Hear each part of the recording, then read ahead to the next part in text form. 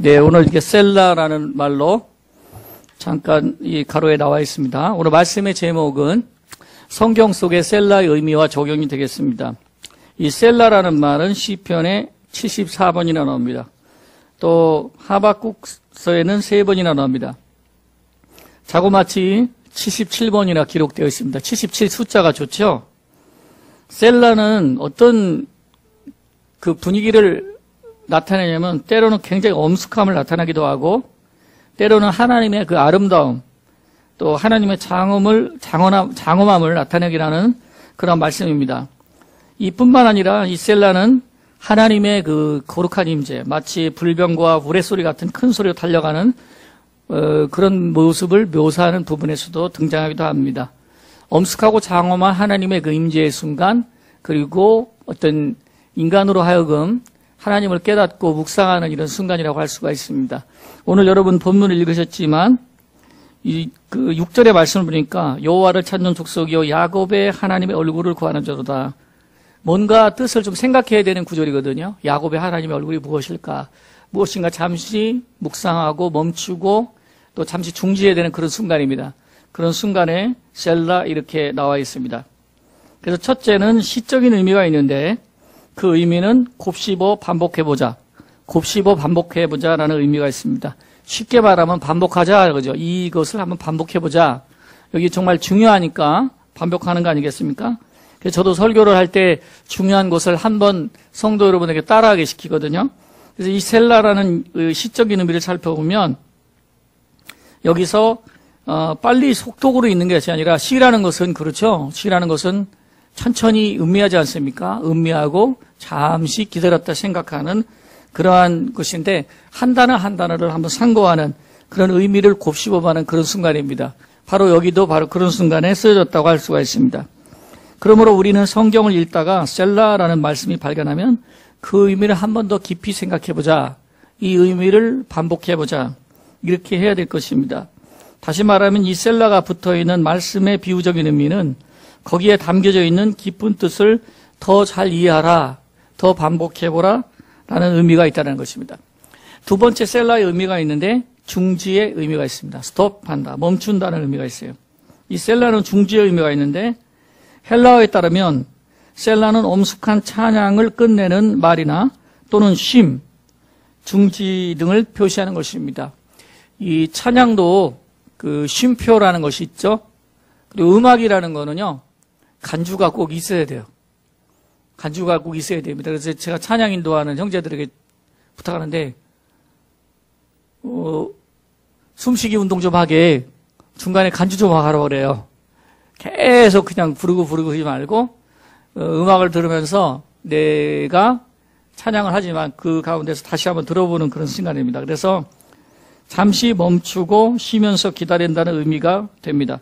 여기서 한 걸음 더 나아가서는 하나님께서 셀라를 성경에 기록해 두신 이유가 있는데 우리의 바쁜 생활을 한번 잠시 멈추고 생각하고 멈추고 숙고하고 멈추고 경배하고 멈추고 회개하고 멈추고 기도하라. 이러한 의미가 있습니다. 우리의 삶을 좀 건강하게 하려면 멈추는 시간이 반드시 필요합니다. 멈추는 시간, 바로 성찰의 시간, 그리고 멈추는 시간이 있어야 하루 중에 여러분과 제가 하나님과 교제하는데 분명히 잘하고 있다. 교제를 잘하고 있다라는 의미가 될 것입니다.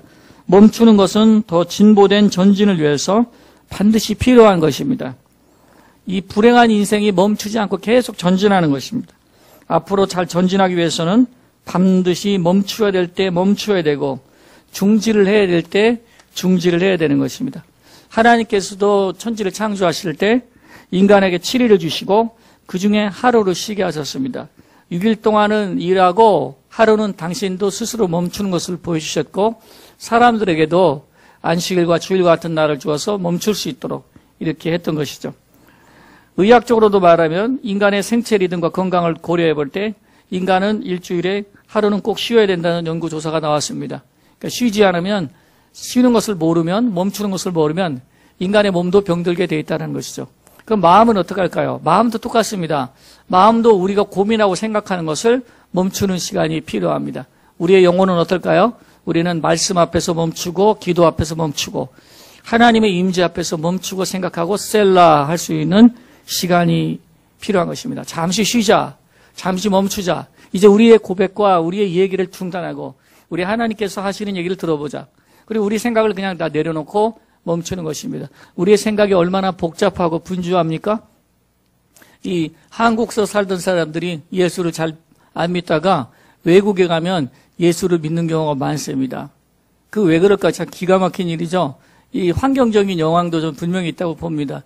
저도 저의 두 형제 누님 두 명이 외국에 가 계시거든요. 미국이나 일본에 가 있는데 뭐 한국에 있을 때보다 외국 가 있을 때가 신앙이 더 좋아졌어요. 왜 그러냐? 말도 안 통하죠. 삶이 그러면 단순해지거든요. 만나는 사람도 단순해지고 갈 데도 별로 없어요.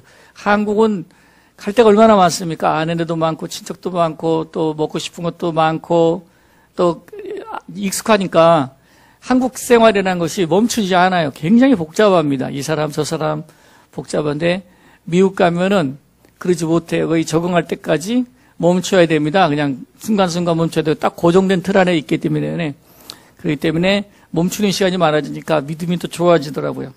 그래서 이와 같은 환경적인 영향도 있지만 멈추어서 하나님을 바라본다. 해볼까요? 멈추어서 하나님을 바라본다. 예, 때로는 우리 일손을 멈추고 하나님의 말씀을 상고해야 됩니다. 그 유명한 그림 중에 그게 있습니다.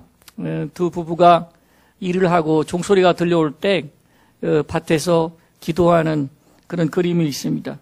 그 멈추는 순간에 하나님께서 우리들에게 깊은 의미를 생각하게 하시고 또 우리들에게 하나님의 음성을 들려준다는 것이죠.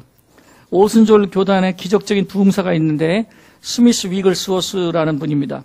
이분은 이런 얘기를 했습니다. 나는 평생에 30분 이상을 기도해 본 적이 없습니다. 목사님이 너무 기도를 안 하시나 이렇게 들릴지도 모르지만 이런 얘기 했습니다. 하지만 이렇게 30분 이상 나는 길게 기도하지 않았지만 30분 내로 기도를 한 번도 안 한 적이 없습니다. 그러니까 매번 30분 안에 한 번씩 꼭 멈추고 기도했다는 거죠. 그냥 계속 기도했다는 겁니다. 그냥 30분 안에 기도하고 30분 안에 기도하고 그랬다는 거예요. 그러니까 기도하는 그 시간이 언제 정해졌나? 30분 안에 나는 하나님 앞에 멈추었다는 거죠.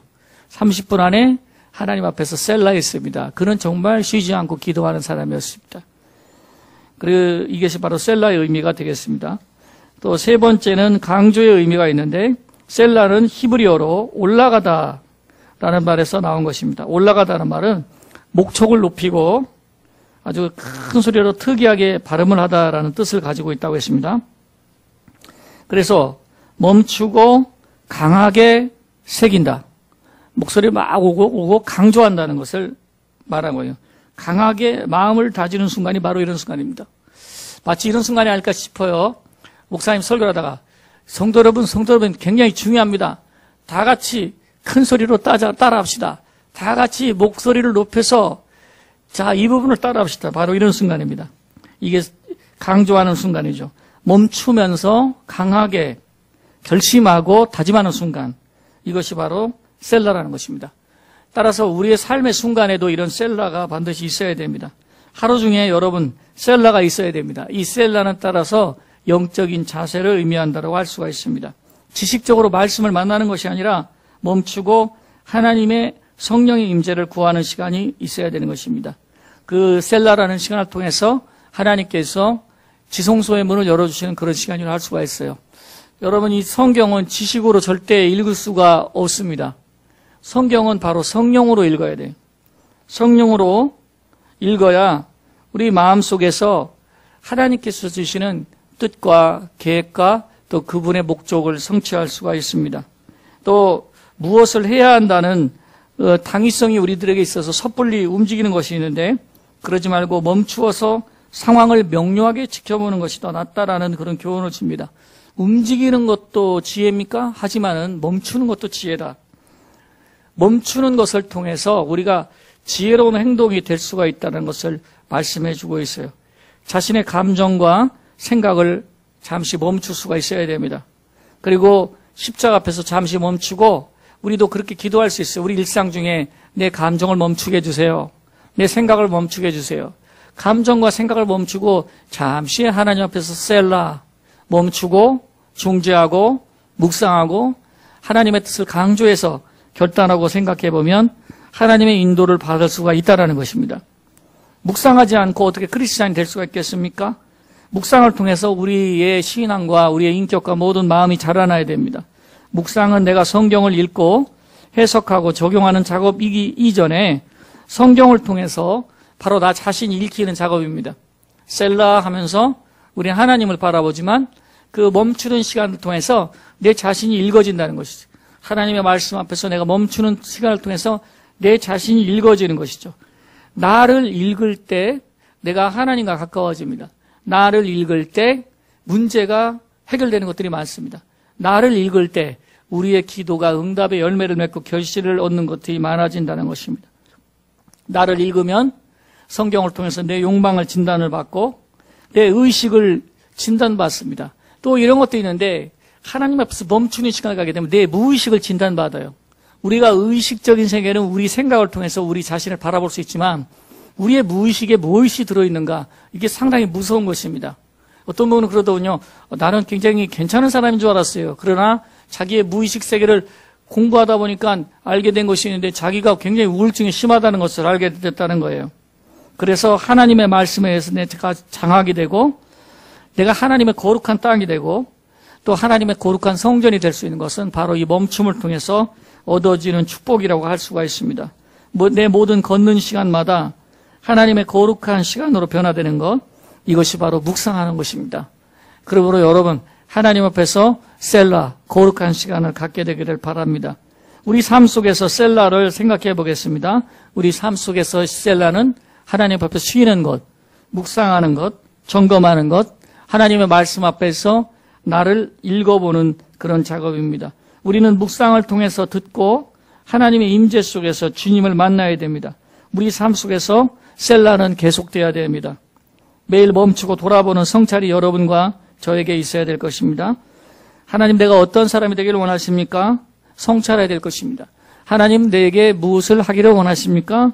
성찰해야 될 것입니다. 멈추지 않는 사람은 절대 이것을 들을 수가 없습니다.